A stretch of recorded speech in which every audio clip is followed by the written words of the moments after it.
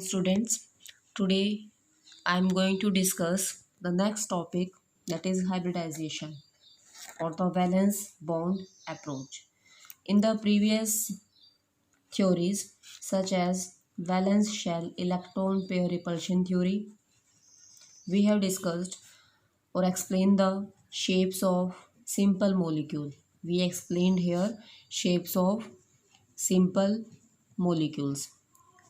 This theory was unable to explain or unable to predict the shape in number of cases. So this theory was further rejected, and further next theory called as valence bond theory was proposed. With the help of this theory, most of the molecules or the shapes of most of the molecule can be precisely determined. यहाँ पर shapes को हमने काफ़ी हद तक उसको explain किया था, क्योंकि इस केस में जो भी हमारे पास मॉलिक्यूल्स की शेप आती है उसके अंदर जो भी स्पेसिस के पास वैलेंस इलेक्ट्रॉन्स प्रेजेंट होंगे, मींस जो भी अनपेड इलेक्ट्रॉन्स प्रेजेंट होंगे, these unpaired electrons of different orbitals undergo overlapping resulting in formation of covalent bond. Hence it is also called as covalent bond theory. So in this case also there are some cases when difficulty arises to find out the shape of molecules. Suppose जो भी हमारे पास यहाँ पर overlapping से covalent bond formation हुआ है, उस case में हमारे पास एक कंसेप्ट है कि जो कोवेलेंसी होती है, covalency of an element is equal to the number of half filled orbitals present in an atom of the element. ठीक है, तो जो भी हमारे पास एलिमेंट की कोवेलेंसी आएगी वो किसके इक्वल आएगी, that is equal to number of half filled orbitals present in an atom. But in case of some elements like beryllium, boron and carbon, this concept was not fully filled. For example, if we have beryllium, boron and carbon having atomic number 4, 5 and 6 with configuration as 1s2, 2s2, 1s2, 2s2, 2p1, 2px1. Next is 1s2, 2s2, 2px1, 2py1 and 2pz remains vacant, क्योंकि इसके पास 6 electrons हैं, वो हम fill कर चुके हैं. Now on the basis of this configuration, it was observed that the covalency of beryllium here is 0. For boron as it consist of 1 half filled orbital, तो covalency क्या आ जाएगी 1. इट हैव 2 इलेक्ट्रॉन्स और 2 half filled orbitals, तो covalency क्या आ जाएगी 2. ठीक है, according to this concept covalency of element is equal to number of half filled orbitals present in the atom of the particular element. अब यहाँ पर कोई हाफ फिल्ड नहीं है तो कोवेलेंसी क्या हो जाएगी 0. यहाँ पर 1 है, कोवेलेंसी 1. इस केस में 2 है तो कोवेलेंसी क्या हो जाएगी 2. लेकिन जो हमारे पास ये वैल्यूज़ आई हैं, these values are not considered, क्योंकि ये वैल्यूज़ रॉन्ग है. क्योंकि हमें पता है कि जो बेरिलियम होता है that will possess covalency of 2, boron will possess covalency of 3 and carbon will possess covalency of 4. तो जो हमारे पास ये वैल्यूज़ आई हैं इसका मतलब ये वैल्यूज़ क्या है, रॉन्ग है. तो फिर ये जो एग्जैक्ट वैल्यूज़ आई कोवेलेंसी की 2, 3 एंड 4, ये हमें कैसे ऑब्टेन होंगी. These values can be obtain when we consider that 1 paired electron becomes unpaired. जो भी हमारे पास ये पेड इलेक्ट्रॉन्स है, अगर ये इलेक्ट्रॉन पेयर क्या हो जाते हैं अनपेयर्ड, तो उस केस में जो भी हमारे पास स्पीसीज आएंगे वहाँ पर उसकी कोवेलेंसी को हम एग्जैक्टली फाइंड आउट कर सकते हैं. ठीक है, जो इलेक्ट्रॉन्स यहाँ पर पेयर्ड फॉर्म में है, अगर इन इलेक्ट्रॉन्स को हम अनपेयर्ड कर दें. अनपेयर्ड कब करेंगे, जब इन स्पीसीज को हम क्या करवाते हैं, किसी एम्प्टी ऑर्बिटल के अंदर जंप करवाते हैं विदाउट कंज्यूमिंग एक्सेसिव एनर्जी. थोड़ी सी एनर्जी प्रोवाइड करेंगे, ये इलेक्ट्रॉन्स जो प्रेजेंट है इस ऑर्बिटल्स के अंदर जो पेयर्ड है एनर्जी गेन करेंगे और इस ऑर्बिटल को छोड़ के वो नेक्स्ट ऑर्बिटल के अंदर जंप कर जाएंगे. तो हमारे पास जो रिक्वायर्ड कोवेलेंसी है उसको हम ऑब्टेन कर सकते हैं. जैसे हमारे पास मान लिया बेरिलियम है, it is written as 1s2, 2s2. Next is 2px1, 2py1 and 2px, 2py and last is 2pz. So the orbital diagram for these orbitals. अब यहाँ पर जिसकी एनर्जी कंपेरेबल है, कंपेरेबल मीन्स जिस केस में प्रिंसिपल क्वांटम नंबर की value same है. In this case principal quantum number is 1. In all this cases principal quantum number is 2. तो हम यहाँ पर किसको कंसिडर करेंगे, n इज इक्वल टू 2. तो उसके लिए हम क्या बनाएंगे, इसके लिए orbital diagram. This is 2s and this is 2p. p के अंदर कितनी सब शेल्स होती हैं 3. 2s के अंदर 2 इलेक्ट्रॉन्स हैं, 2p इज़ वेकेंट। तो हम क्या करेंगे, जो इलेक्ट्रॉन्स पेयर्ड हैं इनको हम एनर्जी देंगे ताकि इलेक्ट्रॉन्स कैसे हो जाएं, अनपेयर्ड, और हमारे पास required covalency means number of half filled orbitals के बराबर जो कोवेलेंसी आएगी तब उसको हम कंसिडर करेंगे। क्लियर है पॉइंट। तो हम यहाँ पर वैल्यू लेंगे। Now this is the configuration of beryllium in ground state. This is called as ground state configuration of beryllium. जब इसको हम एनर्जी देंगे तो क्या होगा, जो इलेक्ट्रॉन्स यहाँ पर 2s के अंदर है एनर्जी गेन करके वो किसके अंदर आ जाएगा, 2p के अंदर। Therefore it can be shown here like this. This is 2s orbital and these are 2p। Now this electron from 2s will jump to 2p, और हमारे पास जो रिजल्टेंट ऑर्बिटल डायग्राम आएगा वो कुछ इस तरह से आ जाएगा।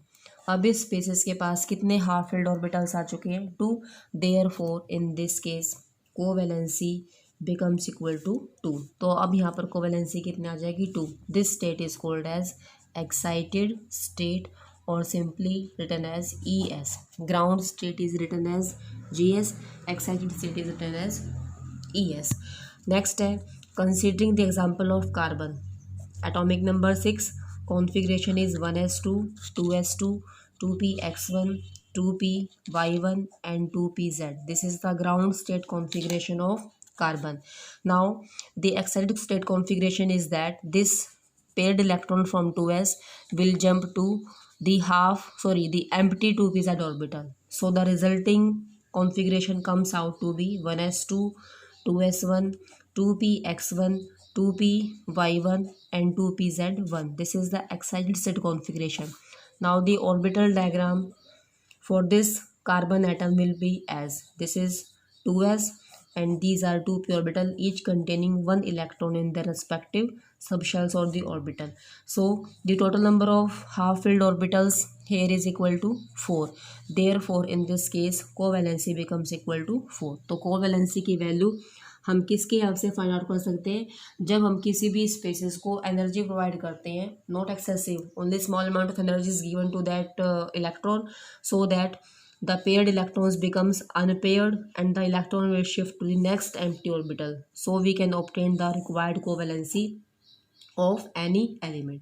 So on this basis carbon is said to be tetravalent in nature. Clear है point। अब यहाँ पर जो भी हमारे पास एक ऑर्बिटल आएगा 2s में अनपेयर्ड और 3 किसके आएंगे 2p के अंदर। अब ये ऑर्बिटल्स आपस में क्या करेंगे, intermix. Now these 4 orbitals that is 1 orbital of 2s and 3 orbitals of 2p they overlap with the half filled orbitals of the reacting metals। अब ये कंबाइन करेंगे किसके साथ, now these orbitals combine किसके साथ कंबाइन करेंगे, अगर इनके पास कोई दूसरा स्पीसीज आता है जिसके पास भी ऑर्बिटल्स कैसे होंगे, half filled, so these will combines with the half filled orbitals of the reacting atom. जो भी रिएक्टिंग एटम है उसके साथ कंबाइन करेंगे और उस केस में हमारे पास जितनी कोवेलेंसी है उतनी number of covalent bond form हो जाएंगी। तो यहाँ पर कोवेलेंसी कितनी थी, 4।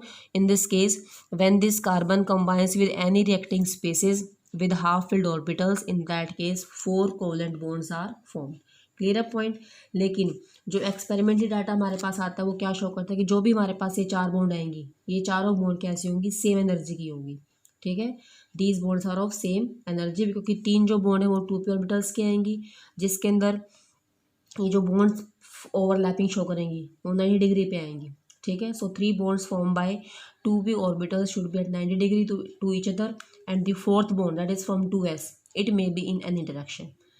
लेकिन एक्चुअल में ये ऐसा नहीं होता कि ये 90 डिग्री पे हो या किसी और डायरेक्शन में हो। तो हमारे पास एक न्यू कंसेप्ट ड्राइव किया गया जो इस बिहेवियर को डिफरेंटली एक्सप्लेन करता है। उस केस में क्या करते हैं कि जो भी हमारे पास ऑर्बिटल्स होंगे सेम एनर्जी के, ठीक है, ऑर्बिटल्स ऑफ सेम एनर्जी बोल सकते हैं, या सिंपली हम बोल सकते हैं the orbitals belong to same energy और slightly different energy.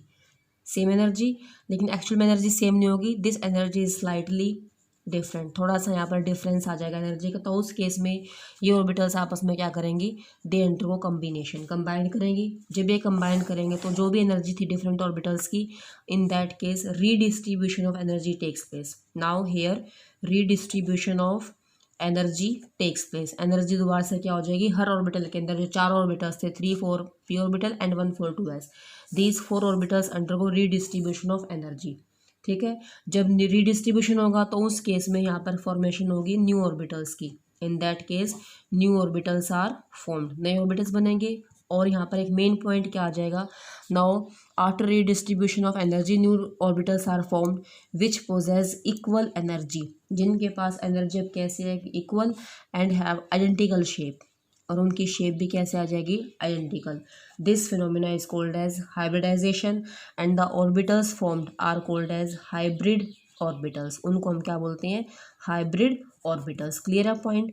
So what is hybridization? It is the phenomena which involves mixing of orbitals which have same energy but they have actually slightly different energy, so that redistribution of energy takes place. As a result, new orbitals are formed which possess equal energy and identical shape. This phenomena is called as hybridization and the orbitals formed are called as hybrid orbitals. Suppose हमारे पास दो paint है, एक white है और दूसरा है red, दोनों अलग अलग कलर है। अगर दोनों को मिक्स कर दे तो हमारे पास एक नया कलर आएगा, that is called as pink. जो पिंक है वो क्या है, हाइब्रिड कलर है। ठीक है, pink is a intermediate or hybrid colour of white and red. Clear है पॉइंट। तो यहाँ पर एक नया हमारे पास कलर आ गया, तो ऐसे हमारे पास नया ऑर्बिटल आ जाएगा जिसकी एनर्जी और शेप क्या होंगी, इक्वल और आइडेंटिकल होंगी। क्लियर है पॉइंट। सो इस केस जो हमारे पास ऑर्बिटल्स की शेप आती है उसको हम किस मैनर में शो करते हैं। Suppose we have orbital form by mixing of S and P orbital. It is seen like or observe like this. जो स्मॉलर लोब्स है इंडिकेट करेगा नेगेटिव चार्ज को, और जो लार्जर लोब है इंडिकेट करेगा पॉजिटिव लोब को। इस केस में हमेशा जो बिगर लोब आती है उसके ऊपर पॉजिटिव साइन है, क्योंकि बिगर लोब कैसे फॉर्म हुए, by overlapping of the orbitals. ठीक है, जिसमें ओवरलैपिंग नहीं होगी that lobe become smaller and will possess negative sign. Clear है पॉइंट। तो यहाँ पर एक और पॉइंट गिवन है, energy required for excitation of electrons becomes available. अगर हमारे पास इलेक्ट्रॉन्स को एक्साइट करना है तो उसके लिए हमें क्या चाहिए, एनर्जी चाहिए ग्राउंड स्टेट एक्साइटेड स्टेट में लाने के लिए। So when the combining atoms approach each other, जब भी कंबाइनिंग एटम्स आपस में क्लोज आएंगे, in that case energy is release, तो वहाँ पर एनर्जी क्या हो जाएगी, release. So that's why hybridization never takes place in isolated atom. इसको हम कभी भी सेपरेटली एटम्स के अंदर नहीं इंक्लूड करेंगे, but this intermixing takes place only at time of bond formation. जब भी बॉन्ड फॉर्मेशन होगी तभी हम ऑर्बिटल्स को इंटरमिक्स करवाएंगे ताकि हमारे पास नया ऑर्बिटल आ जाए, क्योंकि अगर हम एटम्स को कंबाइन करेंगे तो उस केस में एनर्जी क्या हो जाएगी, release. But here we require energy. तो एनर्जी की रिक्वायरमेंट कब हमारे पास एप्लीकेबल होगी, फॉलो करेंगे at the time of bond formation. So in the homework you will study or read about conditions necessary for hybridization and the silent features of hybridization. Tomorrow we will discuss from this topic. First of all, you will take a little look on these two topics.